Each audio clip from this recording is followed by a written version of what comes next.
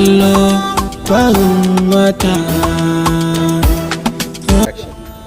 Assalamu alaikum, kar ku manta dai muna nan muna ci gaba da daukar muku wato farin wata season 3 inda nan ana cikin daba ta tawagar kidnappers wanda suka kama dan gata, to ba mu sanya za ta kasance ba.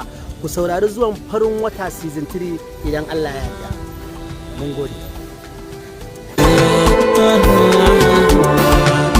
Kalubale da yawa na iska kafin na iske gaci haka.